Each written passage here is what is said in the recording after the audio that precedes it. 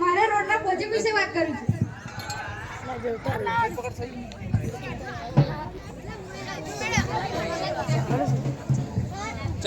રાજા આપણા રાજ્યમાં હમણાં જ એક સાધુ આવ્યો છે એટલે મંત્રી સાધુના કેમ્પમાં ગયો છે. સાધુ કોણ સાધુ? મેં સાધુ વિશે સાંભળ્યું છે. રમણ તું કઈ જાણે છે? હા રાજા, મેં પણ સાંભળ્યું છે. તે હિમાલયથી આવ્યો છે અને તે આકાશમાંથી ફળ, રાખોડો, સિક્કા ઉત્પન્ન કરી શકે છે.